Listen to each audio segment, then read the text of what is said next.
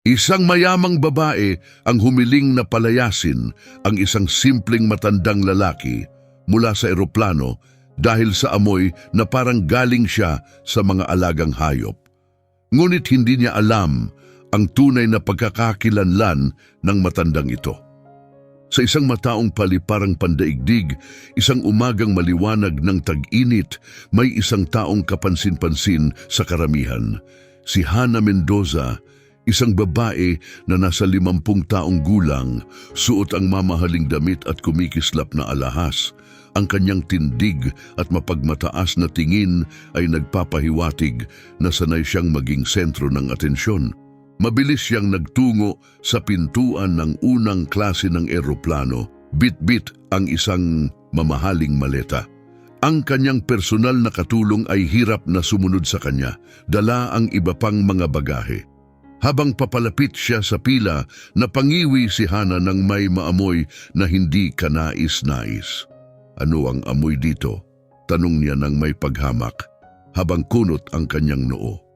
Napansin niya ang isang matandang lalaki na nakaupo sa waiting area, nakasuot ng simpleng damit at may mga kamay na kitang-kita ang tanda ng matagal na paghihirap sa bukid. Siya ay si Akasi Perez, isang magsasakang 70 taong gulang na may mapayapang ngiti sa kanyang mukhang puno ng kulubot. Lumapit si Hana sa counter ng airline upang humiling ng supervisor. "Ito ay lubos na hindi nararapat," sabi niya ng malakas at matigas ang boses. "Ang lalaking iyon ay hindi dapat nasa unang klase, amoy bakahan siya." Si Carlos, ang supervisor, isang batang lalaki, ay sinubukang palamigin ang sitwasyon. "Ginang Mendoza, naiintindihan ko ang inyong pag-aalala, pero lahat ng aming mga kliyente ay may karapatang maglakbay basta't sumusunod sila sa mga patakaran ng kumpanya." "Alam mo ba kung sino ako?" tanong ni Hana, halatang naiinis. "Ako ang asawa ni Alab Mendoza, ang may-ari ng Mendoza Inversiones. Ayoko makasama sa parehong cabin ang isang taong amoy sakahan." Narinig ng ibang mga pasahero ang kaguluhan kasama na si Akasi. Dahan-dahang tumayo ang matanda at lumapit sa counter. "Patawarin niyo ako," sabi niya ng malumanay pero matatag. "Ayoko maging abala. Kung nagiging problema ang aking presensya para sa ginang, handa akong magpalit ng flight." Tumingin si Carlos sa kanya ng may malasakit. "Hindi po kailangang gawin niyon, sir. Karapatan niyong manatili sa upuang inireserba niyo." Pero nanatiling matigas si Hana, kinuha niya ang kanyang telepono at nagsimulang tumawag, nagbabantang magsasampa ng kaso at sisirain ang reputasyon ng airline. Pagkatapos ng ilang minutong mainit na usapan, dumating ang manager ng paliparan na halatang nag-aalala. "Magandang umaga, sir," simula niya nang may pakikipagkasundo. "Lubos kaming humihingi ng paumanhin sa abalang ito, pero hinihiling naming tanggapin niyo ang paglipat sa ibang flight. Bilang kabayaran, ia-upgrade namin kayo sa unang klase." Tiningnan ni Akasi ang manager at pagkatapos si Hana na nakangiti na parang nagtagumpay. Huminga ng malalim si Akasi at tumango. "Sige na, ayoko nang magdulot pa ng problema." Habang kinukuha niya ang kanyang mga gamit, nagmamayabang si Hana sa mga ibang pasahero. "Ganito ang tamang paraan ng pagresolba ng mga bagay kapag may klase ka," sabi niya ng malakas. Ang hindi alam ni Hana ay may isang batang mamamahayag sa mga manonood, si Lila Castillo, na nai-record ang buong pangyayari gamit ang kanyang telepono. Tahimik na pinanood ni Lila kung paano umalis si Akasi ng may dignidad, habang si Hana ay sumakay ng eroplano na parang walang nangyari. Ilang oras ang lumipas sa isang simpleng bukirin sa labas ng lungsod. Dumating si Akasi sa kanilang tahanan. Si Mateo, ang kanyang anak na 28 taong gulang at gwapo, ay nag-aabang ng may pagkasabik. "Tatay, anong nangyari? Bakit hindi ka sumakay sa eroplano?" tanong ni Mateo. Ngumiti si Akasi ng pagod. "Wala namang seryoso, anak. Isang maliit na abala lang. Ang mahalaga, nakauwi na ako." Hindi lubos na kumbinsido si Mateo sa sagot, pero kilala niya ang kanyang ama at alam niyang hindi ito basta nagrereklamo, kaya pinili niyang hindi na pag-usapan pa ang nangyari. Dahil nandito ka na, gusto mo bang tingnan ang mga huling disenyo para sa ating irrigation system? Sa tingin ko, may malaking progreso tayo. Kumislap ang mga mata ni Akasi sa interes. Siyempre anak, ipakita mo sa akin ang mga ginawa mo. Habang sila'y abala sa kanilang trabaho sa kabilang bahagi ng lungsod, sa isang marangyang mansyon, pumasok si Hana sa kanilang tahanan. Sinalubong siya ng kanyang anak na si Kanami, isang 20 taong gulang na napakaganda. Mama, kumusta ang biyahe mo? Tanong ni Kanami. Habang niyakap ang ina, hinalikan ni Hana ang pisngi ng anak. Maganda anak, pero may mga ilang taong hindi kaaya-aya sa paliparan. Alam mo naman mahalaga ang pananatili ng tamang antas. Sanay na si Kanami sa ganitong mga komento ng kanyang ina, kaya ngumiti siya. Mama, may sasabihin ako sa iyo. Nakilala ko ang isang taong espesyal. Talaga? Tanong ni Hana, agad na nagpakita ng interes. Sabihin mo sa akin, galing ba siya sa mabuting pamilya? Napakabait niya, Mama. Kadar ang pangalan niya at isa siyang agricultural engineer. Matalino, mabait at may mga bagong ideya para sa pagsulong ng agrikultura. Napakunot ang noo ni Hana. Engineer ng agrikultura, Kanami anak, karapat-dapat kang makasama ng isang tao na mula sa ating sosyal na grupo. Mama, hindi naman lahat tungkol sa pera, sagot ni Kanami. Si Kadar ay isang kahanga-hangang tao at sigurado akong magugustuhan mo siya kapag nakilala mo. Tingnan natin, tugon ni Hana, halatang nagdadalawang isip pa rin. Pero hayaan mo muna akong magpahinga mula sa biyahe. Habang papunta si Hana sa kanyang kwarto, binuksan ni Kanami ang kanyang telepono at sumilay ang kanyang ngiti nang mabasa ang isang mensahe mula kay Mateo. Kita tayo bukas sa paborito nating kapehan. Oo naman! Sagot niya, hindi alam na ang simpleng pagkikita nilang ito sa kapehan ay magsisimula ng isang serye ng mga pangyayari na magbabago sa kanilang mga buhay magpakailanman. Kabanata 2, ang pagkikita sa kapehan. Ang bango ng bagong giling na kape ay sumisingaw sa loob ng maliit at mainit-init na kapehan sa gitna ng lungsod. Pumasok si Kanami Mendoza, may nakangiting mukha at hinanap si Mateo. Nakita niya ito sa dulo, nakatutok sa kanyang laptop. Dahan-dahan siyang lumapit at tinakpan ang mga mata ni Mateo gamit ang kanyang mga kamay. Hulaan mo kung sino ako. Malambing na bulong niya. Ngumiti si Mateo, agad na nakilala ang malumanay na haplos ng kanyang mga kamay. Hayaan mong isipin ko, siguro ang pinakamaganda at pinakamatalinong babae sa buong mundo. Tumawa ng malakas si Kanami at umupo sa harap ni Mateo, halatang kinikilig. Anong pinagkakaabalahan mo? Tanong ni Kanami. Tinitingnan ko ang mga pinakabagong datos ng aming Smart Irrigation Project.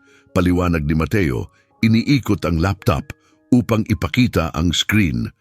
Sa tingin ko, malapit na tayong makamit ang isang malaking tagumpay. Tiningnan ni Kanami ang mga graphs at diagram na ipinapakita, hindi lamang dahil sa teknikal na impormasyon, kundi dahil sa ningning ng mata ni Mateo habang pinag-uusapan ang kanyang proyekto. Napakahusay, Mateo. Sigurado akong ang imbensyon mo ay magbabago sa agrikultura, sabi ni Kanami, puno ng paghanga. Sana nga, tugon ni Mateo na halatang excited ngunit may halong pag-aalala. Lahat ng naipon ng aking ama ay inilaan sa proyektong ito. Ang pangarap niya ay mag-iwan ng isang pamana na makakatulong sa mga magsasaka sa buong mundo. Speaking of your father, sabi ni Kanami habang hinawakan ang kamay ni Mateo sa ibabaw ng mesa. Gusto ko talagang makilala siya. Paano kung mag-aayos tayo ng isang hapunan kasama ang ating mga pamilya? Nag-alinlangan si Mateo saglit. Hindi ako sigurado, Val. Ang ama ko ay simple lang ang pamumuhay at hindi ko alam kung komportable siya sa mas eleganteng setting. Sige na, huwag ka nang mag-alinlangan, pumilit si Kanami. Sigurado akong ma-enjoy ng nanay ko na makilala siya. At sa tingin ko, oras na rin para magtagpo ang ating mga pamilya, di ba? Bago pa makasagot si Mateo, isang pamilyar na boses ang sumingit sa kanilang pag-uusap. Kanami, hindi ko inasahang makita ka rito. Nilingon nila at nakita si Lila Castillo, ang batang mamamahayag na naroon noong nangyari ang insidente sa paliparan. Lila, natutuwa akong makita ka, sabi ni Kanami, tumayo at niyakap ang kaibigan. Lila, ipakikilala ko si Mateo, ang aking kasintahan. Mateo, siya si Lila, matalik kong kaibigan mula pa noong high school. Binigyan ni Lila ng handshake si Mateo na may ngiti pero bahagyang naningkit ang kanyang mga mata nang marinig ang apelido ni Mateo. Magandang araw, baka kamag-anak ka ni Akasi? Magandang araw, sagot ni Mateo, medyo nagulat. Oo, tatay ko siya, nakita mo na ba siya? Nagkatinginan sina Lila at Kanami, saglit bago nagsalita ulit si Lila. Hindi direktang nakilala, pero noong nakaraang araw, may nasaksihan akong insidente sa paliparan na kasama siya. Insidente? Kunot noong tanong ni Mateo. Nabanggit nga ng tatay ko na nagkaroon ng problema sa kanyang flight pero hindi siya nagdetalye. Sandaling nag-alinlangan si Lila, alam niyang komplikado ang sitwasyon. O nagkaroon ng hindi pagkakaunawaan sa isang pasahero. Pero ang tatay mo, napakarespetado niyang hinarap ang sitwasyon. Kanami, napansin ang tensyon sa paligid ay agad na sumingit. Sige na Lila, ikwento mo na, ano talaga ang nangyari? Huminga ng malalim si Lila at nagdesisyon na sabihin ang totoo. Ang totoo, may isang pasaherang nagreklamo tungkol sa amoy ng tatay mo at hiniling na palayasin siya sa eroplano. Biglang nag-init si Mateo sa narinig. At pinababa nga siya. Kinumpirma ni Lila na may lungkot sa mukha. Malakas ang impluensya ng pasaherang iyon at ginamit niya ang kanyang koneksyon para pilitin ang airline na pababain siya. Gulat na napahawak si Kanami sa kanyang bibig. Nakakagulat, hindi ko maisip na may tao na gagawa ng ganoon kasama. Ang pinakamasama, dagdag ni Lila, ay parang nasiyahan pa ang babae sa paghamak sa tatay mo. Naisip kong ang gamitin ang video na kuha ko para sa isang report tungkol sa diskriminasyon at pang-aabuso ng kapangyarihan. Mahigpit na isinara ni Mateo ang kanyang mga kamao, sinusubukang pigilan ang kanyang galit. Hindi ko maintindihan kung bakit hindi sinabi ng tatay ko sa akin. Lagi niyang inuuna ang iba kaysa sa sarili niya. Malumanay na niyakap ni Kanami si Mateo, ramdam ang bigat ng kanyang nararamdaman. Pasensya na, mahal. Ang tatay mo ay isang napakabuting tao. Ngayon, mas lalo kong naiintindihan kung bakit ipinagmamalaki mo siya. Medyo hindi komportable si Lila kaya nagpaalam siya at sinabing magpapanatili ng komunikasyon. Nang makaalis si Lila, hinarap ni Mateo si Kanami na may determinasyon sa kanyang mga mata. Tama ka, Val. Panahon na para magkita ang ating mga pamilya. Planuhin natin ang hapunang iyon. Ngumiti si Kanami, halatang nasasabik. Tama! Sasabihin ko kay Mama na i-organize ang lahat. Magiging isang gabi na hinding-hindi natin malilimutan. Habang pinag-uusapan ng magkasintahan ng mga detalye ng kanilang planong hapunan, wala silang ideya sa mga revelasyon at pagtutunggaling mangyayari sa pagkikita ng kanilang mga pamilya. Sa kabilang panig ng lungsod sa loob ng opisina ng Mendoza Inversiones, kasalukuyang nasa isang pulong si Hana kasama ang kanyang asawa na si Alab Mendoza. Si Alab na may maayos at seryosong hitsura at buhok na puti na sa edad ay tahimik na nakikinig habang ikinukwento ni Hana ang insidente sa paliparan. At ganun ko pinagsabihan ang magsasaka na yon pagtatapos ni Constanza. Halatang mayabang ang tono ng kanyang boses. Napakunot ang noo ni Alab, kitang-kita ang pagkainis. Constanza, hindi mo ba naisip na baka napasobra ka? Napasobra? Sagot niya, halatang na-offend. Alab, mahal, kailangan nating protektahan ang ating reputasyon. Hindi tayo dapat nakikisama sa ganong klaseng tao. Huminga ng malalim si Alab at minasahe ang kanyang sentido. Minsan iniisip ko na baka nakakalimutan na natin kung ano talaga ang mahalaga. Ang mahalaga ay mapanatili natin ang ating estado, sabi ni Constanza, buong pagtitiwala. At isa pa, sinabi sa akin ni Kanami na may dinidate siyang isang agronomo. Naiisip mo ba yun? Isang agronomo? Ulit ni Alab na parang naging interesado rin. Parang kakaiba yun. Kalokohan, sabi ni Constanza galit. Mas deserve ng anak natin ang mas maganda. Nanatiling tahimik si Alab, nag-iisip. Ang banggit ng agronomo ay nagpabalik ng isang lumang alaala, isang pangako na matagal na niyang nakalimutan. Samantala sa bukid ng mga Perez, abalang-abala si Akasi sa pagtatrabaho sa mga taniman. Kahit pagod at masakit ang katawan, nagmamasid si Kadar sa malayo, punong-puno ng pag-aalala. Tatay, tawag ni Kadar habang lumalapit. Kailangan mong magpahinga. Tumayo ng tuwid si Akasi habang pinupunasan ng pawis sa kanyang noo. Hindi tayo pwedeng huminto ngayon, anak. Napakahalaga na mapagana natin ang sistemang ito. Nilagay ni Kadar ang kamay niya sa balikat ng kanyang ama. Makakaya natin ito, tay, pero hindi natin isusugal ang kalusugan mo para dito. Tiningnan ni Akasi ang kanyang anak nang may halong pagmamalaki at lungkot.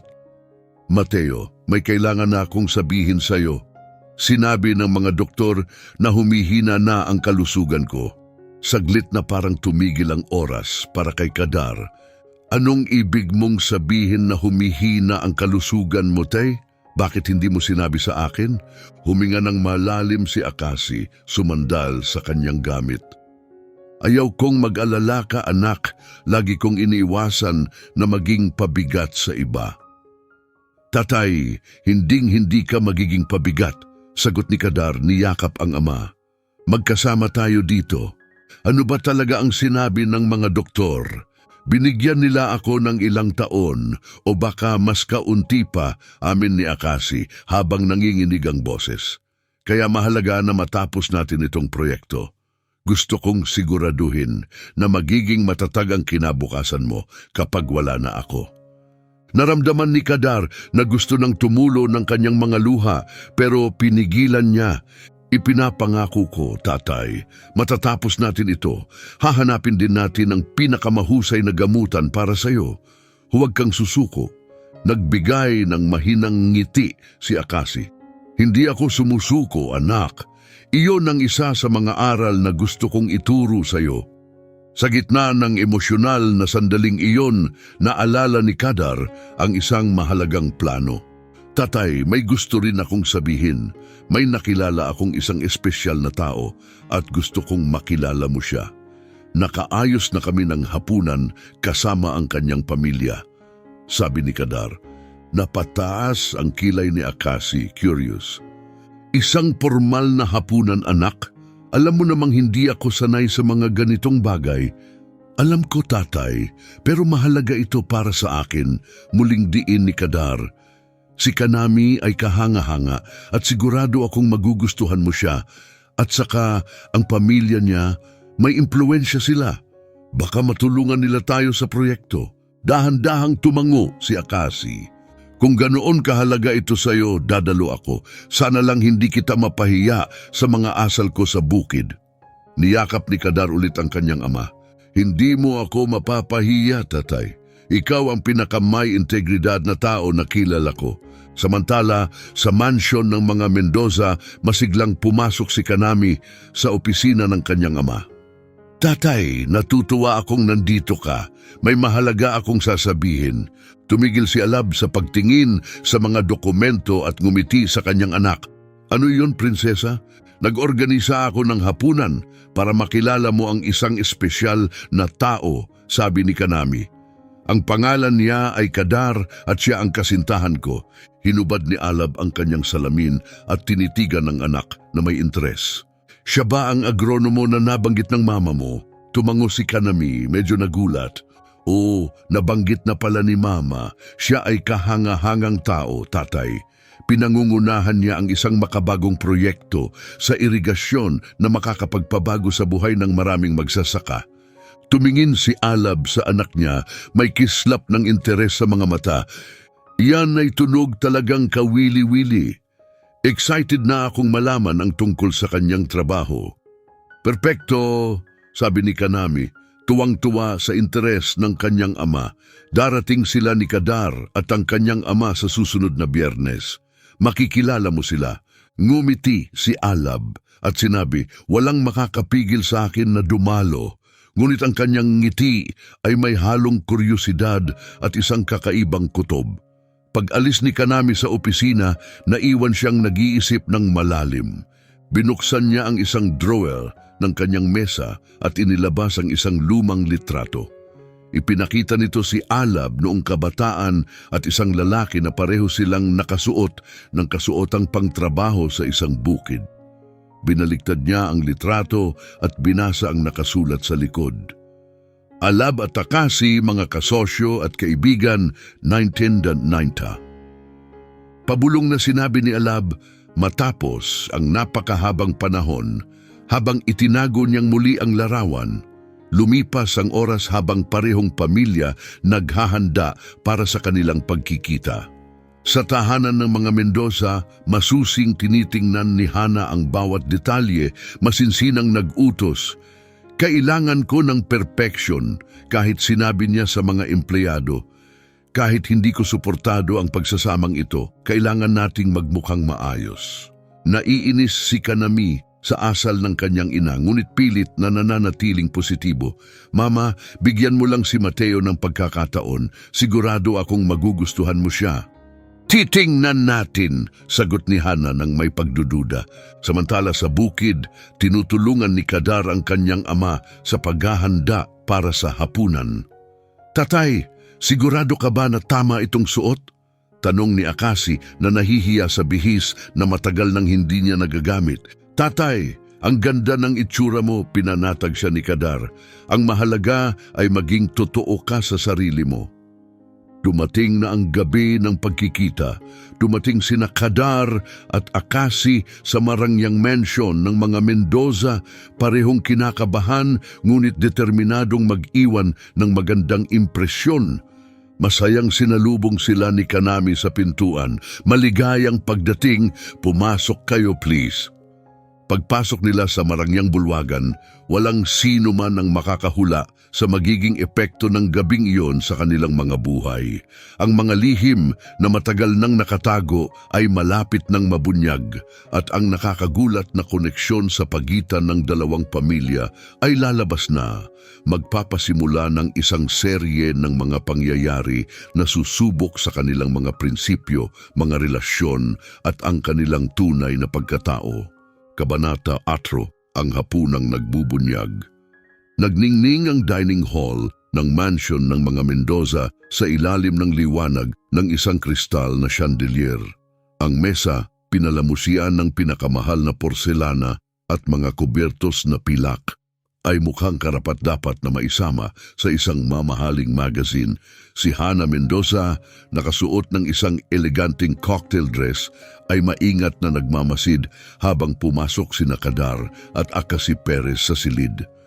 Maligayang pagdating, sabi niya nang may pilit ng ngiti. Mangyaring umupo kayo. Napansin ni Kanami ang tensyon sa paligid at sinubukang gawing mas maayos ang sitwasyon. Mateo, Ginoong Perez, hayaan niyo akong ipakilala kayo sa aking mga magulang, sina Hana at Alab Mendoza. Bagamat medyo hindi komportable, iniabot ni Akasi ang magaspang niyang kamay kay Alab. Isang karangalan ang makilala kayo. Salamat sa pagtanggap sa amin sa inyong tahanan, sabi ni Akasi, habang tinitingnan ni Alab si Akasi na tila may halong pagkakilala at pagtataka. Mahigpit niyang kinamayan si Akasi. Ang karangalan ay sa amin, sagot ni Alab, at ramdam sa kanyang boses ang isang emosyon na hindi nakaligtas kay Hana. Habang sila'y nauupo na, nagsimula ng ihain ng mga tauhan ang unang putahe. Ang mga unang usapan ay mababaw, puno ng formal, ngunit halatang walang interes na tanong ni Hana tungkol sa trabaho ni Kadar at Akasi. So, nagtatrabaho kayo sa agrikultura? Tanong niya ng bahagyang may paghamak sa tono. Dahil sa tensyon na nararamdaman ng kanyang ama, nagpasya si Kadar na pamunuan ang usapan. Oo, kasali kami sa isang proyekto sa teknolohiyang pang-agrikultura na medyo advanced. Gumagawa kami ng isang intelligent na sistema ng irigasyon na kayang baguhin ang pagtatanim sa mga tuyong lugar. Agad na nahuli nito ang atensyon ni Alab. Interesante, ikwento mo pa iyon, hiling ni Alab na halatang interesado. Habang ipinapaliwanag ni Kadar ang mga teknikal na aspeto ng sistema, napansin ni Akasi na tinititigan siya ni Hana ng mabuti. Biglang tila nagkaroon ng pagkilala sa mukha ni Hana. Sandali, sabat ni Constanza, nagkita na tayo dati. Si Akasi na kinatakutan ang sandaling ito mula nang dumating sila, dahan-dahang tumango. Oh, Ginang Mendoza, nagkita tayo sa paliparan ilang linggo na ang nakalipas. Nangibabaw ang tensyon at katahimikan sa mesa. Napatingin si Kanami sa kanyang ina, naalala ang kwento na ikinuwento sa kanya ni Lila. Mama, bulong niya nang nanginginig ang boses. Ikaw ba ang dahilan kung bakit pinalabas si Ginoong Perez mula sa eroplano? Halatang nagulat si Constanza, ngunit pilit na pinapanatili ang dignidad. Isang maling akala lang iyon, anak. Pinagtatanggol ko lang ang karapatan ko bilang pasahero sa unang klase. Hindi na napigilan ni Kadar ang kanyang galit at biglang tumayo. Karapatan? At paano naman ang karapatan ng tatay ko? Sa tingin mo ba makatarungan ng ipahiya ang isang tao dahil lamang sa hindi siya umaabot sa iyong pamantayan? Mateo, tama na, pakalma ni Akasi, sinusubukang pigilan ang galit ng kanyang anak. Hindi ito dapat maging dahilan ng pagtatalo. Si Alab na kanina pang nakikinig ng tahimik, ngunit may lumalaking pag-aalala, sa wakas ay nagsalita. Hindi, Akasi, sa palagay ko, oras na para linawin natin ang ilang mga bagay dito. Lahat ng nasa hapag ay nakatingin kay Alab nang may gulat, lalo na si Hana na tila ganap na naguguluhan sa paraan ng pakikitungo ng kanyang asawa kay Akasi. Alab, sabi ni Hana nang may alinlangan sa boses, ano ang ibig mong sabihin? Matapos ang isang sandali upang huminga ng malalim, ipinaliwanag ni Alab, matagal ko nang kilala si Akasi, dekada na ang lumipas, sa katunayan dati kaming magkasosyo sa negosyo. Ang revelasyong ito ay nagdulot ng malaking pagkagulat sa lahat ng nasa mesa. Parehong nagkatinginan sina Kanami at Kadar, hindi makapaniwala sa kanilang naririnig habang si Hana ay mukhang handa ng mahimatay. Magkasosyo sa negosyo, tanong ni Kanami, puno ng pagkamangha. Papa, bakit hindi mo kailanman nabanggit sa amin ito? Tumingin si Alab kay Akasi, parang naghahanap ng kumpirmasyon bago siya nagsalita muli. Tumango si Akasi, senyales na handa na silang ilahad ang katotohanan. Mahigit 3 dekada na ang nakalipas, nagsimula si Alab. Ako at si Akasi ay may pangarap. Nais naming mag-innovate ng teknolohiyang pang-agrikultura upang makatulong sa maliliit na magsasaka. Si Akasi ang utak sa likod ng mga inobasyon. Ako naman ang nag-aasikaso ng aspeto sa pinansyal at negosyo. Malapit na sana kaming magtagumpay, dagdag ni Akasi. Punong-puno ng nostalgia sa boses niya. Ngunit bigla, may pumasok sa buhay ko. Biglang sabat ni Alab. Isang tao mula sa isang mayamang pamilya na kumbinsido akong mas maraming oportunidad sa sektor ng pinansya. Unti-unti akong lumayo sa proyekto at kay Akasi. Bahagyang naibalik ni Hana ang kanyang sarili at nagsalita, "Alab, ginawa ko lang ang akala kong makakabuti para sa iyo, para sa kinabukasan natin." "Oh, naiintindihan ko, mahal," sagot ni Alab ng may tono ng lungkot. "Ngunit sa ginawa ko, ipinagkanulo ko ang aking matalik na kaibigan at iniwan ang isang pangarap na maaaring nakatulong sa maraming tao." Si Kadar na sinusubukang iproseso ang lahat ng impormasyon, tinitigan ng kanyang ama na may halong gulat at paghanga. "Tatay, kaya pala sobrang nakatuon ka sa proyektong ito upang tapusin ang sinimulan mo 30 taon na ang nakalipas?" Tumango si Akasi bilang kumpirmasyon. "Lagi kong alam na may malaking potensyal ang ideya namin at gusto kong makalikha ng isang bagay na magpapatuloy na makakatulong kahit wala na ako." "Kapag wala ka na?" tanong ni Alab halatang nag-aalala. "Akasi, ano ang ibig mong sabihin?" Sa malinaw na kalungkutan, ibinahagi ni Akasi sa lahat ang kanyang medikal na kondisyon. Ang revelasyong ito ay nagdulot ng malaking pagkalungkot sa grupo, lalo na kay Alab. Si Kanami, na halos hindi mapigilan ng pagluha, humawak sa kamay ni Kadar bilang suporta. "Ngayon ko naintindihan kung gaano kahalaga ang proyektong ito para sa inyong dalawa." Si Constanza, na tahimik na nag-iisip mula kanina, tila nakikipaglaban sa kanyang emosyon bago siya nagsalita ng may panginginig sa boses. "Akasi, humihingi ako ng paumanhin para sa nangyari sa paliparan." Bago pa magtagal ang katahimikan, sumingit si Alab. "Akasi, alam kong huli na pero gusto kong tumulong. Nais kong mag-invest sa proyekto mo at itama ang aking mga pagkakamali." Tinitigan ni Akasi ang kanyang dating kaibigan ng may halong gulat at pasasalamat. "Alab, hindi mo kailangang gawin ito." Ngunit matibay si Alab sa kanyang desisyon. "Kailangan ko itong gawin, ito ang tama." Habang papatapos ang hapunan, nag-iba na ang damdamin sa silid. Ang mga dating hadlang na dala ng pagkakaiba sa uri at mga prehuwisyo ay nagsimulang mawala, nagbibigay daan sa isang pagkakaisa at pangako ng bagong simula.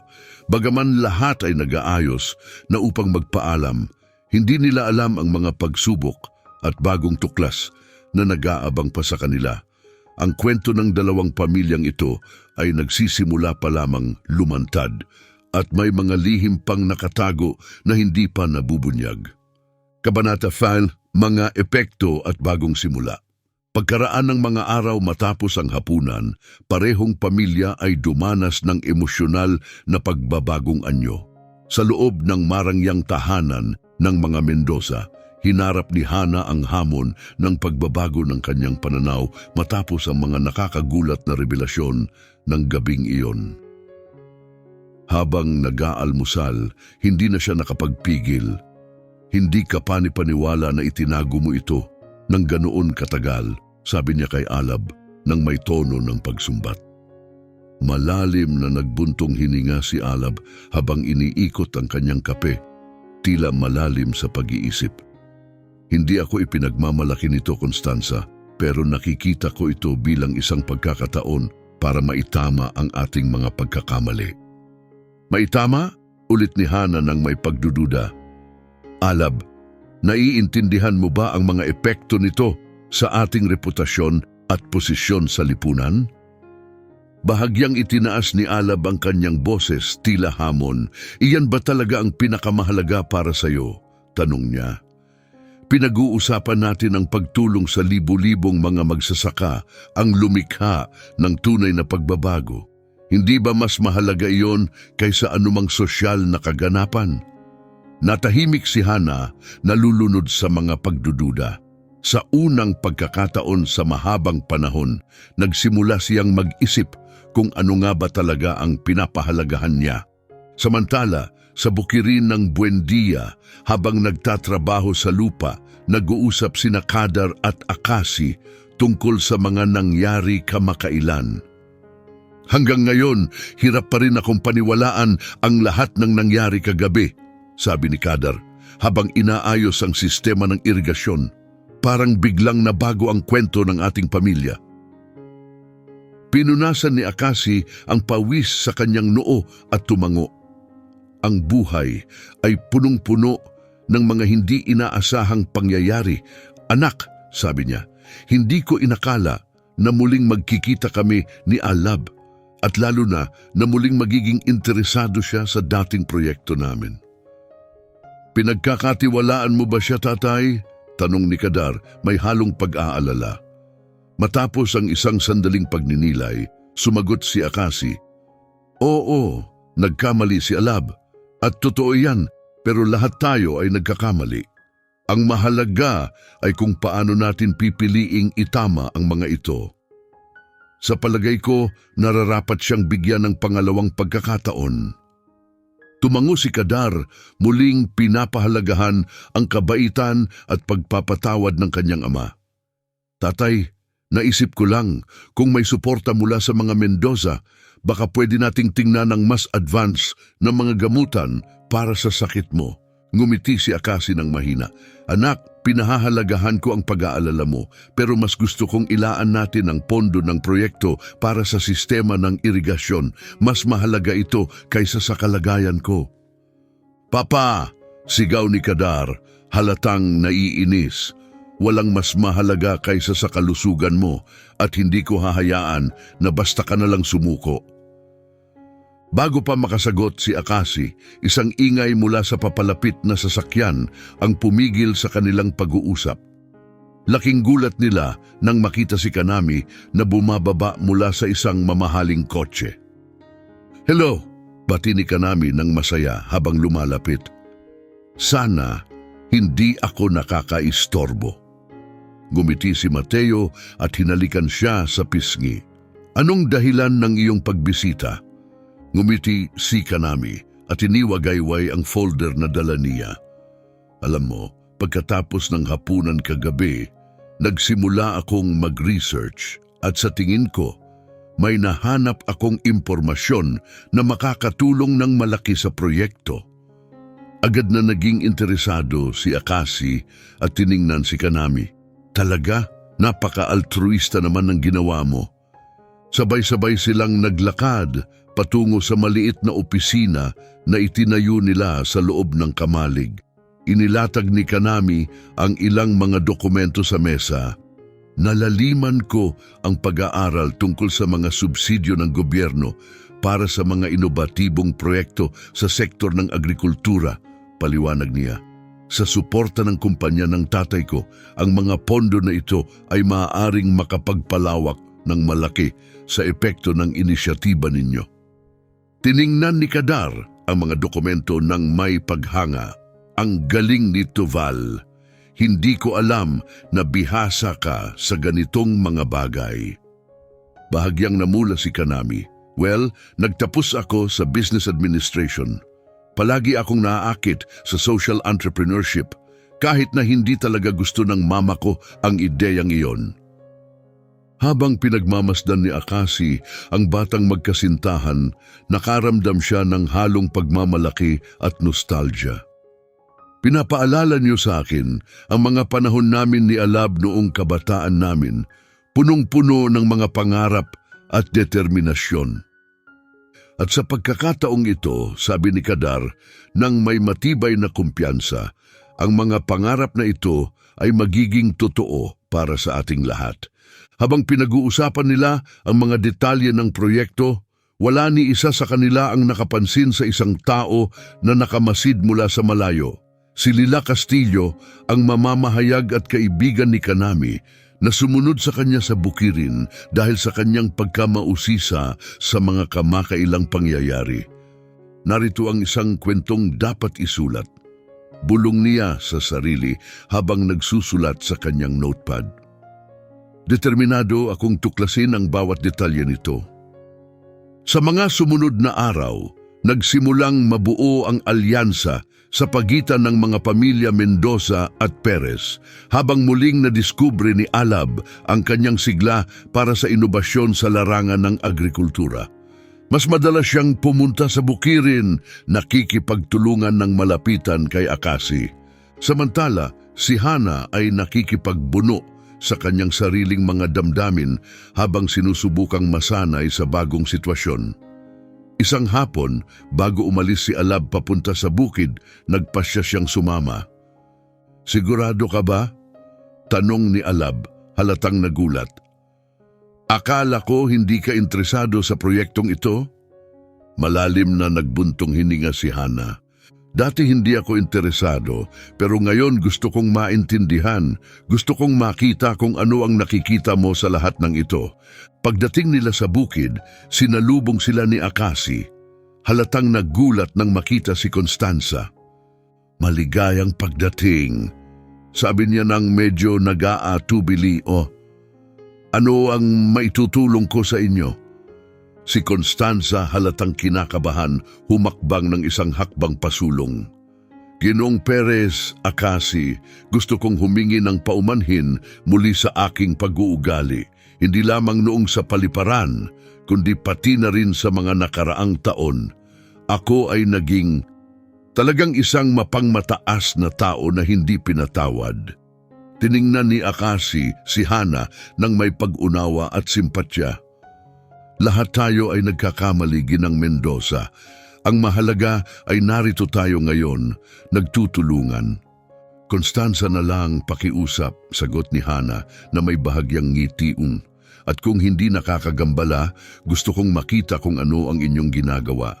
Habang ipinapakita ni Akasi ang progreso ng proyekto, unti-unting nakita ni Hana mula sa ibang perspektibo ang hirap at dedikasyon na inilalagay sa gawain. Ang enerhiya at determinasyon ni Akasi at Alab ay naging inspirasyon sa kanya at naramdaman niya ang pagbabago sa loob ng kanyang sarili. "Napakahanga-hanga," amin ni Hana sa wakas. "Hindi ko kailanman naisip na ang agrikultura ay maaaring maging ganito ka-passionate." Ngumiti si Alab at hinawakan ang kamay ng kanyang asawa. "Hindi lang ito tungkol sa agrikultura, mahal. Ito ay tungkol sa pagbabago ng buhay, sa pagbuo ng isang pamana na makakabuti sa mundo." Habang lumulubog ang araw sa likod ng bukid, ang dalawang pamilya na dati pinaglayo ng mga prehuwisyo at hindi pagkakaintindihan ay nagkakaisa na ngayon sa isang layunin. Ngunit hindi nila alam na may mga puwersang panlabas na malapit ng subukin ang bagong tatag na alyansa. Si Lila Castillo, nakatago sa likod ng mga halaman, ay lihim na kinukunan ang bawat sandali gamit ang kanyang kamera. Ang pagbagsak ng mga Mendoza, pabulong niyang sinabi sa sarili, o baka naman ang kanilang pagtubos. Ang kwentong ito ay siguradong tatagos sa mataas na lipunan. Habang bumabalot ang gabi sa bukid, mga bagong hamon at revelasyon ang unti-unting sumisibol, banta na susubok sa mga bagong ugnayan na nabuo sa pagitan ng dalawang pamilyang ito. Kabanata Aries, mga ulap sa abot tanaw.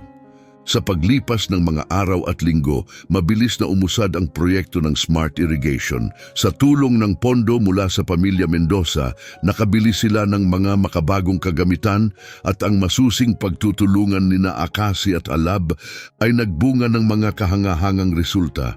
Isang maaraw na umaga, habang abala ang grupo sa trabaho sa bukid, dumating si Kanami ng nagmamadali, hawak ang isang dyaryo sa kamay. "Tingnan niyo ito," sigaw niya, hingal na hingal. Nagtipon ang grupo sa paligid niya habang inilatag niya ang dyaryo sa isang rustic na mesa. Agad na tumama ang headline, "Mula sa elitista patungo sa bukid, ang hindi inaasahang bagong buhay ng mga Mendoza."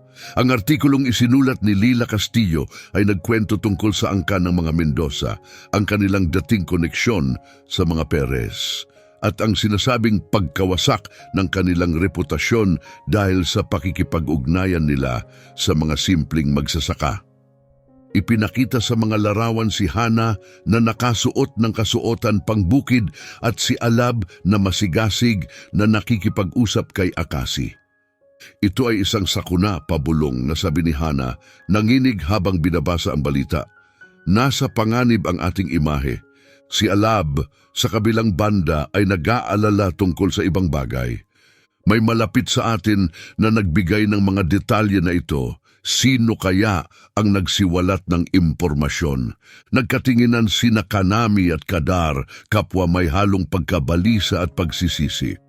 Baka ako ang dahilan, pag-amin ni Kanami. Si Lila na kaibigan ko ay ginamit ang aming pagkakaibigan para makakuha ng mga detalye. Tahimik lang si Akasi mula kanina, ngunit sa wakas ay nagsalita. Pasensya na sa nangyari. Hindi ko ginustong magdala ng problema sa inyong pamilya. Huwag kang mag-alala, sabi ni Alab ng may paninindigan. Kung may dapat sisihin, ako yon dahil hindi ko agad isiniwalat ang nakaraan namin. Naghahanap ng magandang anggulo, nagsalita si Kadar. Baka naman hindi ito puro negatibo. Sa totoo lang, binigyang diin din ng artikulo ang proyekto at kung paano ito makakatulong sa maraming magsasaka. May punto si Kadar, dagdag ni Kanami. Pwede nating gamitin ang sitwasyong ito para gawing kwento ng pagtubos at layunin. Si Constanza, na tahimik mula pa kanina, bigla ang nagsalita ng may tibay ng loob. Tama kayo, sobrang tagal ko nang iniisip ang opinyon ng iba. Panahon na para gawin kung ano ang tama nang hindi iniintindi ang sasabihin ng lipunan. Nagbigay ang pahayag na ito ng ngiti sa lahat ng naroon, tanda ng suporta. Ngunit ang katahimikan ng kanilang pagkakaisa ay naputol ng tunog ng isang paparating na kotse. Isang marangyang sasakyan ang huminto sa harapan nila at bumaba mula dito ang isang taong may mabigat na presensya, si Ricardo Velasco, isa sa pinakamalaking kasosyo ng Mendoza Inversiones. Alab, sabi ni Ricardo habang naglalakad palapit sa grupo. Ano itong nababasa ko? Naiintindihan mo ba kung paano nito apektado ang kumpanya? Sumulong si Alab upang harapin siya. Ricardo, kalma ka muna. Maaari kong ipaliwanag ang lahat. Ipaliwanag ang ano? Sagot ni Ricardo, halatang inis. Kung paano mo isinasakripisyo ang reputasyon na pinaghirapan natin ng maraming taon para lang sa isang simpleng proyektong pangkawanggawa. Ang mga investors natin ay nababahala, Alab. Pinag-iisipan na nilang bawiin ang suporta nila. Habang sinusubukan ni Alab na kalmahin si Ricardo, napansin ni Akasi ang isang kakaibang pagbabago sa paligid. Mabilis na dumarating ang mga maiitim na ulap at ang hangin ay nagsisimula ng lumakas. Sa tingin ko may paparating na bagyo, sabi ni Akasi, may halong pag-aalala. Mas mabuti pang pumasok na tayo. Ngunit tila walang nakarinig sa kanyang babala. Patuloy ang pag-aaway ni Alab at Ricardo habang si Hana ay nagtangka namang pumagitna upang pag-ayusin ang dalawa. Biglang kumidlat sa langit, sinundan ng malakas na kulog na yumanig sa paligid. Nagsimulang bumuhos ang malakas na ulan, kaya't napilitan ng lahat na tumakbo patungo sa kamalig upang maghanap ng masisilungan. Na hindi maramdaman na ang bagong ugnayan na ito ay malalagay muli sa pagsubok sa hinaharap. Pagkapasok sa loob ng kamalig, lahat ay basang-basa, habol ang hininga at nagkatitigan ng walang imikan. Halos ramdam ng lahat ang bigat ng tensyon sa paligid. Mga kasama, sabing bigla ni Mateo, binabasag ang katahimikan. Alam ko na parang komplikado ang sitwasyon ngayon, pero ang proyektong ito ay higit pa sa ating mga personal na pagkakaiba. Malapit na nating baguhin ang buhay ng libu-libong magsasaka para sa mas mabuti.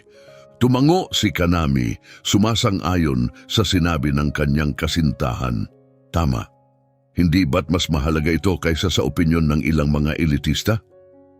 Si Ricardo, na kanina pa nakikinig na halatang may pag-aalinlangan, unti-unting lumambot ang ekspresyon. Kinikilala ko ang inyong dedikasyon at ito ay kapuri-puri, sabi niya. Pero Alab, dapat mong maunawaan na sa negosyo may mga panganib na hindi natin pwedeng basta ipagsapalaran kahit pa para sa isang ideal. Doon na lumapit si Akasi na tahimik lang mula kanina. Nakita ng lahat ang determinasyon sa kanyang mukha, isang bagay na nagulat sila makita. Senyor Velasco, sabi ni Akasi ng buo ang loob, kahit halata na pagod na siya, naiintindihan ko ang inyong alalahanin sa aspeto ng pinansyal, pero hayaan mo akong ipakita sa iyo ang isang bagay. Dinala sila ni Akasi sa isang sulok ng kamalig kung saan naka-install ang prototype ng sistema ng irigasyon. Sa tiyak na galaw ng kanyang mga kamay, binuhay niya ang sistema at nagsimulang ipaliwanag ito ng detalyado.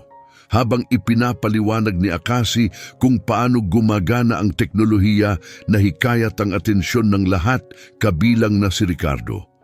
Inilahad niya kung paano magpapataas ng produktibidad sa mga tuyong lugar, magbabawas ng paggamit ng tubig at mga likas na yaman, at higit sa lahat kung paano ito makakapagpabuti ng buhay ng maraming pamilya.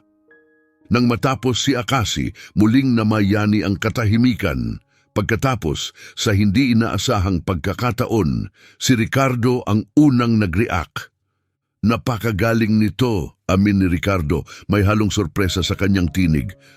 Alab, bakit hindi mo ipinakita sa akin ito dati? Si Alab, halatang emosyonal, ay hinawakan ang balikat ni Akasi bilang pasasalamat at pagkakaibigan. Hanggang kamakailan lang, nakalimutan ko rin ang kahalagahan nito. Si Akasi ang nagpapaalala sa akin kung bakit ako labis na na-inspire sa proyektong ito noong mga nakaraang taon. Dahan-dahang tumango si Ricardo at nagpakita ng isang ngiti sa kanyang mukha.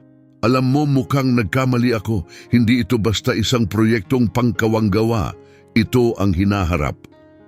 Habang sa labas ay patuloy na umaalulong ang bagyo, sa loob ng kamalig ay tila sumisibol ang isang bagong pagkakaisa at layunin. Ang mga dating hadlang ng uri at mga prehuwisyo na naglayo sa kanila ay unti-unting nawawala, pinalitan ng pag-asa para sa isang mas maliwanag na kinabukasan para sa lahat. Ngunit habang lumalalim ang gabi at unti-unting kumakalma ang bagyo, ramdam ng lahat na ang bagong nabuo nilang pagkakaisa ay susubukin pa sa hinaharap. Akasi, bagamat tahimik at kalmado, napansin ang pag-aalala sa boses ni Kanami. Tumingin siya sa kanyang anak at pagkatapos ay kay Kanami. Ano ang mga impormasyon na sinasabi ni Lila? Tanong niya, halos walang bakas ng tensyon sa kanyang tinig. Huminga ng malalim si Kanami bago magsalita. Sabi niya, may mga bagong impormasyon tungkol sa nakaraan ng ating mga pamilya. Gusto niyang ilahad ito sa isang bagong artikulo. Tila iniimbestigahan niya ang koneksyon ng mga Mendoza at Perez mula pa noong mga dekada na ang nakalipas at natagpuan niya ang ilang mga detalye na maaaring magdulot ng gulo. Agad na tumayo si Kadar, halatang nag-aalala. Anong klaseng impormasyon? Dapat bang maghanda tayo para sa isa pang iskandalo? Tahimik na nag-isip si Akasi habang si Kanami ay tila nag-aalangan kung sasabihin ang lahat. Sa totoo lang, patuloy ni Kanami, hindi pa niya sinabi ang lahat ng detalye, pero mukhang may kinalaman ito sa kung bakit naghihiwalay ng landas sina Alab at Akasi noon, pati na rin sa mga kasunduang hindi natupad. Sumimangot si Kadar, halatang naguguluhan. Hindi ko na alam kung sino ang pagkakatiwalaan. Kanami, kung totoo ang sinasabi ni Lila, maaaring muli nitong sirain ang pinagtagpi-tagping relasyon ng mga pamilya natin. Si Akasi naman ay nanatiling kalmado. Hinawakan niya ang balikat ng kanyang anak at may lakas ng loob na sinabi, "Anak, ang katotohanan gaano man kasakit ay laging lumalabas sa huli. Hindi natin kayang kontrolin ang lahat ng bagay. Ngunit may kapangyarihan tayo sa kung paano natin ito haharapin. Kung may lumabas na mga bagong impormasyon, hahayaan natin na magsalita ang nakaraan. Ngunit dapat tayong manatiling matatag sa ating layunin. Tahimik na tumango si Kadar, bahagyang huminahon dahil sa mga salita ng kanyang ama. Siguro tama ka, tatay. Haharapin natin ito ng may dignidad, anuman ang mangyari. Si Kanami ay tahimik na sumang-ayon. Kausapin ko si Lila at susubukan kong malaman ang eksaktong impormasyon na hawak niya. Gusto ko lang siguraduhin na walang masisira na pinagsisikapan natin ngayon. Habang lumalalim ang gabi at nagsimulang humupa ang mga tensyon, malinaw na ang tunay na pagsubok ng kanilang katatagan ay paparating pa lamang. Ang mga lihim mula sa nakaraan ay nagbabanta na muling bumangon. At ang mga ugnayan na kanilang binuo ay kailangang magtagumpay laban sa mga pagsubok na darating. Akasi na tila tinimbang ang bigat ng nakaraan, tumingin kay Alab, naghihintay na siya ang magsalita. Matapos ang ilang sandali, huminga ng malalim si Alab at nagsimulang magpaliwanag. Tama ka, Kanami, hindi yon ang buong dahilan kung bakit iniwan ko ang proyekto. Sabi niya, halatang nahihirapan sa mga susunod niyang sasabihin. Nang ibenta ni Tawen Mendoza ang mga disenyo, nasira ang tiwala namin. Ako bilang kaibigan niya, pakiramdam ko'y may kasalanan din ako sa nangyari. Pero hindi lang iyon ang dahilan. Sumulyap si Alab kay Constanza na mahigpit na hawak ang kanyang kamay bilang suporta. Nakita niya sa mga mata ni Akasi ang pagtanggap, ngunit mabigat pa rin sa kanyang loob ang bigat ng katotohanan. Sa totoo lang, patuloy ni Alab, dahil sa impluwensya ng kapatid ni Tawen na may mataas na posisyon sa negosyo, inisip ko na mas makakabuti kung lalayo ako sa proyekto. Pinangakuan ako ng isang mas maayos na posisyon sa mundo ng negosyo at pinili kong iwan ang proyektong pang-agrikultura na sinimulan namin ni Akasi. Si Kadar tahimik na nakikinig, hindi na napigilan ang sarili. Kaya't iniwan mo si tatay, iniwan mo ang pangarap ninyong dalawa para sa pera at mas mataas na posisyon. Nagpatuloy si Alab, bagamat halata ang bigat ng kanyang pagsisisi. Oo, anak, pinili kong sundan ang mas madaling landas. Iniwan ko ang proyektong sa tingin ko'y wala ng pag-asa matapos ang pagkalugi at ang pagkakanulo ni Tawen. Akala ko noon na iyon ang tamang desisyon para sa ating pamilya. Pero habang lumipas ang mga taon, natanto ko na mali ang aking ginawa. Iniwang mag-isa si Akasi na harapin ang mga hirap. Ang bigat ng mga sinabi ni Alab ay lumubog sa bawat isa sa silid. Si Kanami, na tahimik na nagmamasid, lumapit sa kanyang ama at inabot ang kamay nito. Minsan, kailangan nating gumawa ng mahirap na desisyon, Papa. Alam kong hindi naging madali para sa'yo. Akasi, na noon pa tahimik at kalmado, ay muling nagsalita. Alab, matagal na kitang pinatawad. Alam kong bawat isa sa atin ay dumaan sa mahihirap na panahon noon. Ngunit ngayon, narito tayo. At ang mas mahalaga ay ang kasalukuyan at ang hinaharap na kaya pa nating itayo. Ang proyektong ito, hindi lamang ito para sa atin, kundi para sa mga magsasakang umaasa sa tagumpay natin. Tumango si Constanza, tahimik, ngunit may pagsang-ayon sa sinabi ni Akasi. Si Kadar, kahit ramdam ang mabigat na mga revelasyon, napagtanto rin na ang mga lihim ng nakaraan ay bahagi lamang ng mas malalim na pangarap ng kanyang ama. Ngayon, sabi ni Akasi habang nakatingin sa lahat ng nasa silid, ang dapat nating ituon ay kung paano natin gagawing matagumpay ang proyektong ito at hindi na natin papayagan ang mga pagkakamali ng nakaraan na sirain ang pagkakataong ito. Sa mga sandaling iyon, isang bagong pag-asa ang bumalot sa silid. Bagaman masakit at puno ng pagsubok ang mga natuklasan, handa na silang harapin ang mga darating na hamon ng magkasama. Ngunit alam din nila na ang tunay na pagsubok ng kanilang pagtutulungan ay nasa hinaharap pa. kung saan susubukin ang kanilang katatagan at kanilang mga pinaniniwalaan. Matapos ang insidente kay Carlos, nawala na ang lahat ng tiwala ko sa proyekto. Nakumbinsi ako na ito ay nakatakdang mabigo at nang makilala ko ang iyong ina at inalok ako ng pagkakataong pumasok sa sektor ng pinansya, pinili mong iwan ang lahat, sagot ni Akasi. Hindi kita sinisisi, Alab. Lahat tayo ay nagkakamali paminsan-minsan. Tahimik na bumalot ang silid habang lahat ay nilulunok ang mga natuklasang impormasyon. Pero sabad ni Kadar sa wakas, kung naibenta ang orihinal na plano, paano tayo ngayon nagtatrabaho sa proyekto? Ngumiti ng bahagya si Akasi. Kasi hindi ko kailanman sinukuan ito, anak.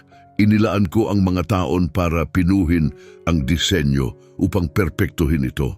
Ang hawak natin ngayon ay lubos na naiiba kumpara sa kung ano ito 30 taon na ang nakalilipas. Biglang sumingit si Hana, ikinagulat ng lahat. Ibig sabihin, sa teknikalidad, wala tayong kinuha na hindi sa atin. Ito ay bunga ng iyong pagsusumikap, Akasi, at kay Mateo, tumango si Alab. Tama siya na, pero maaaring mabaluktot ang sitwasyong ito kung isisiwalat sa publiko. Si Kanami, na tahimik na nakikinig, tumayo. Sa tingin ko may solusyon ako. Kailangan nating isalaysay ang ating bersyon ng mga pangyayari, ngunit sa ating mga patakaran bago mailabas ni Lila ang kanyang artikulo. At ano ang plano mo para gawin iyon? Tanong ni Mateo na curious. Sa katapatan, sagot ni Kanami.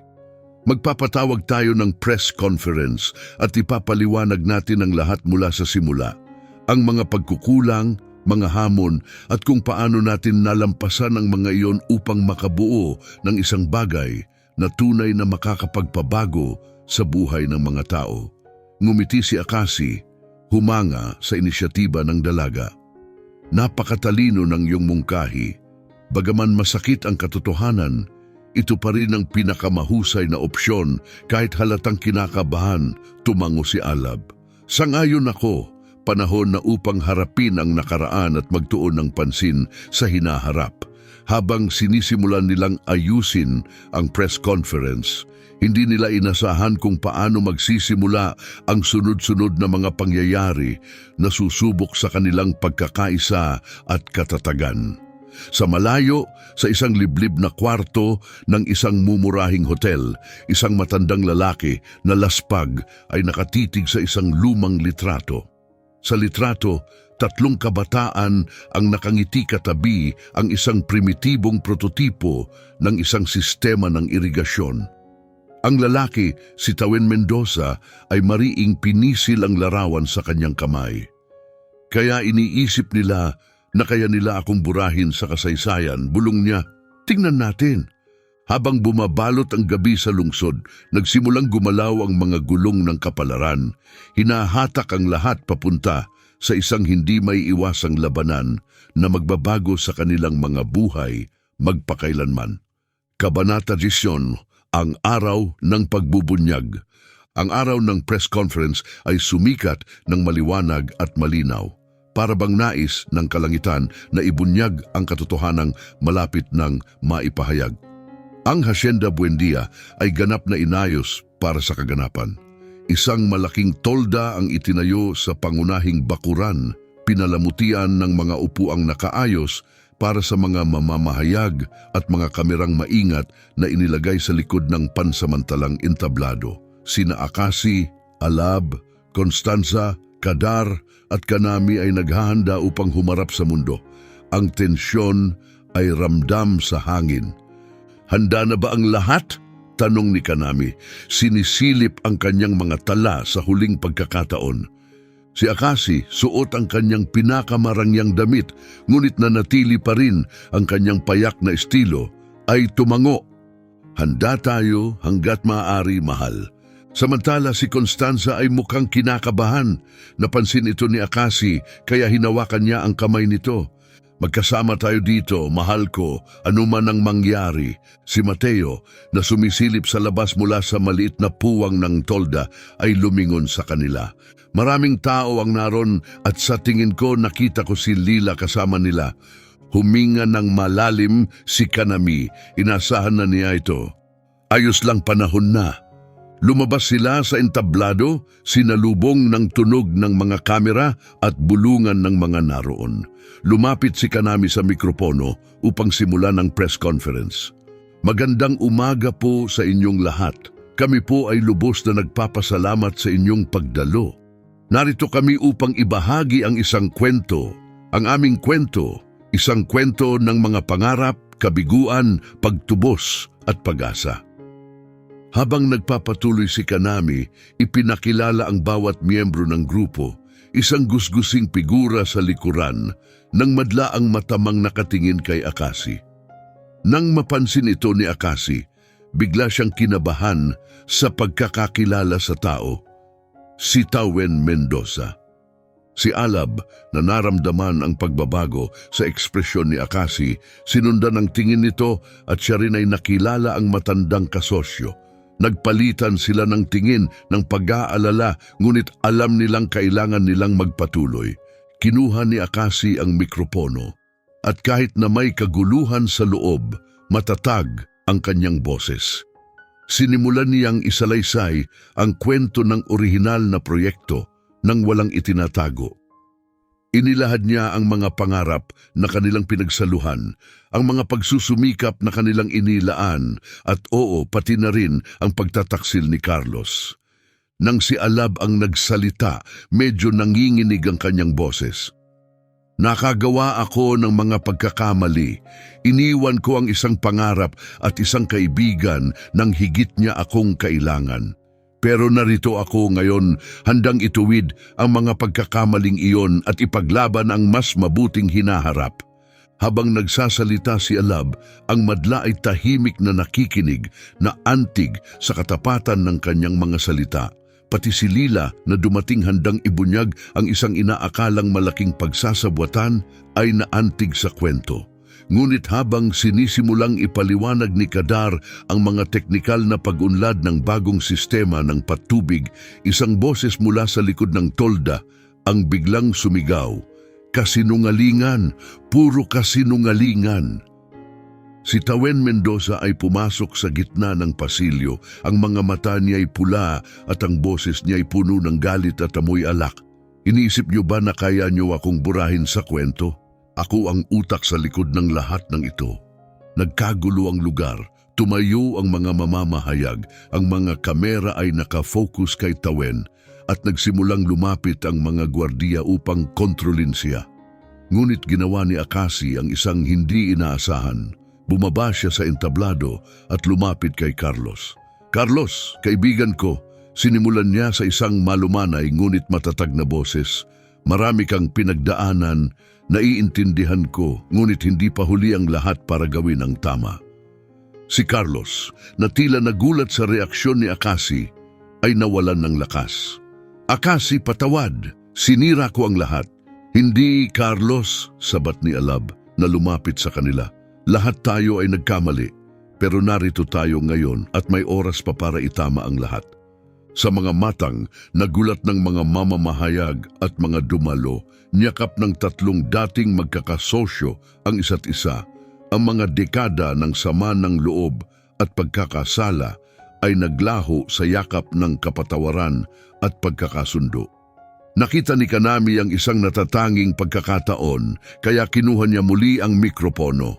"Mga ginang at ginoo, ito mismo ang nais naming iparating, ang pagtubos. Ang mga pangalawang pagkakataon, ang kakayahang magpatawad at magpatuloy.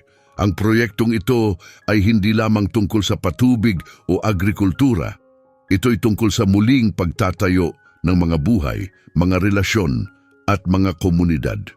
Natapos ang press conference sa isang hindi inaasahang paraan. Sa halip na iskandalo, nakuha ng media ang isang kwento ng pagtubos at pag-asa.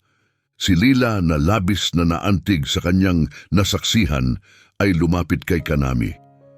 Sa tingin ko may utang akong paumanhin sa inyo, simula niya. At kung papayagan ninyo ako, nais kong isalaysay ang tunay ninyong kwento, ang buong kwento. Sa mga araw at linggo na sumunod, ang proyekto ng advanced na sistema ng irigasyon ay nagkaroon ng hindi matatawarang pag-usad, nakit hindi lamang dahil sa teknolohikal na pag-unlad, kundi pati na rin sa damdaming kwento sa likod nito. Maraming mga mamumuhunan ang naging sabik na tumulong. Si Carlos, matapos sumailalim sa paggamot para sa kanyang adiksyon, ay muling sumali sa grupo bilang isang tagapayo, nag-aambag ng kanyang malawak na karanasan at pagkamalikhain. Si Akasi, kahit na patuloy ang paghina ng kanyang kalusugan, ay muling bumangon sa sigla sa kanyang nasaksihang katuparan ng kanyang pangarap. Si Constanza, laban sa lahat ng inaasahan, ay lumitaw bilang masugid na taga-suporta ng proyekto gamit ang kanyang mga koneksyon upang itaguyod ang layunin ng napapanatiling agrikultura. Sina Kadar at Kanami, na pinagtibay ng mga pagsubok na kanilang nalampasan, ay nagdesisyon na magpakasal. Sumisimbolo hindi lamang ng kanilang pagsasama, kundi ng pagsasanib ng dalawang pamilya at dalawang mundong dating tila hindi magkakatugma. Sa ganitong paraan, sa isang lupang dati tigang at walang buhay, hindi lamang sumibol ang isang revolusyonaryong sistema ng irigasyon, kundi pati na rin ang isang bagong pananaw sa tagumpay, pamilya at pamana. Ang kwento ng mga Buendia at Mendoza ay naging simbolo ng kapangyarihan ng katotohanan, pagpapatawad at pagtitiyaga. Ipinakita nila na kadalasan ang pinakamahirap na daan, ang daang humihingi ng katapatan at pagtubos, ay siyang humahantong sa pinakamasaganang bunga.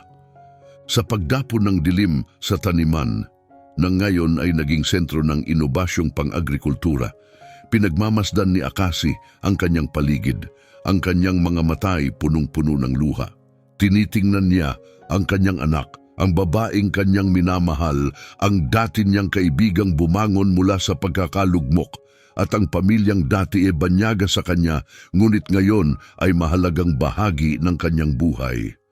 Nagawa natin ito, bulong niya. Ang kanyang boses ay nababasag dahil sa damdamin. Talagang nagawa natin ito.